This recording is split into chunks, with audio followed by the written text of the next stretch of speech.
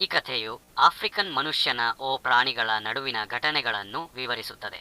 ಒಂದು ದಿನ ಭಾರೀ ಮಳೆ ಸುರಿಯುತ್ತಿದ್ದಾಗ ಮನುಷ್ಯ ತನ್ನ ಸಣ್ಣ ಗುಡಿಸಲಿನಲ್ಲಿ ಆಶ್ರಯ ಪಡೆದಿದ್ದಾನೆ. ಅದೇ ಸಮಯದಲ್ಲಿ ಆನೆಯು ಬಂದು ಮನುಷ್ಯನಿಗೆ ಹೇಳುತ್ತದೆ, ಸ್ನೇಹಿತನೇ, ನಿನಗೆ ಕಷ್ಟ ಕೊಡಲು ನಾನು ಬಯಸುವುದಿಲ್ಲ. ನನ್ನ ತಲೆಯ ಮೇಲೆ ಮಳೆ ಬೀಳುತ್ತಿದೆ. ನನ್ನ ತಲೆಯನ್ನು ನಿನ್ನ ಗುಡಿಸಲು ಒಳಗೆ ಇರಲು ಬಿಡು. ಮನುಷ್ಯ ಒಳ್ಳೆಯ ಮನಸ್ಸಿನಿಂದ ಒಪ್ಪಿಕೊಳ್ಳುತ್ತಾನೆ.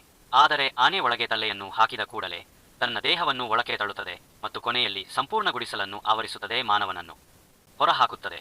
ಮನುಷ್ಯ ನ್ಯಾಯಕ್ಕಾಗಿ ಪ್ರಾಣಿಗಳ ಅರಸನಾದ ಸಿಂಹನ ಬಳಿ ಹೋಗುತ್ತಾನೆ. ಸಿಂಹನು ನ್ಯಾಯಾಲಯವನ್ನು ಕರೆದಿಡುತ್ತದೆ. ಆ ಕೋರ್ಟ್ನಲ್ಲಿ ಎಲ್ಲಾ ಪ್ರಾಣಿಗಳು, ಸಿಂಹ, ತೋಳ ಆನೆ ಮತ್ತು ಇತರ ಕಾಡು ಪ್ರಾಣಿಗಳು, ಮನುಷ್ಯನಿಗೆ ನ್ಯಾಯ ದೊರಕಿಸಬಹುದೆಂದು ಮನುಷ್ಯ ನಂಬುತ್ತಾನೆ. ಆದರೆ ಪ್ರಾಣಿಗಳು ಸೇರಿ ಆನೆಯ ಪರವಾಗಿ ಮಾತನಾಡುತ್ತವೆ. ಅವರು ಮನುಷ್ಯನನ್ನು ಆರೋಪಿಸುತ್ತಾರೆ, ನೀನು ಆನೆಯ ಮನಸ್ಸಿಗೆ ನೋವುಂಟು ಮಾಡಿದ್ದೀಯಾ ಎಂದು. ಕೊನೆಯಲ್ಲಿ ನ್ಯಾಯಾಧೀಶರಾದ ಸಿಂಹನು ತೀರ್ಪು ಕೊಡುತ್ತದೆ, ಆನೆಗೆ ಆ ಗುಡಿಸಲು ಹಕ್ಕು ಇದೆ ಎಂದು. ಮನುಷ್ಯ ಬೇಸರಗೊಂಡು ಕಾಡಿನ ಬದಿಯಲ್ಲಿ ಹೊಸ ಗುಡಿಸಲು ಕಟ್ಟುತ್ತಾನೆ. ಆದರೆ ತಕ್ಷಣವೇ ಮತ್ತೊಂದು ಪ್ರಾಣಿ ನರಿ ಬಂದು ಅದನ್ನು ಕಬಳಿಸುತ್ತದೆ.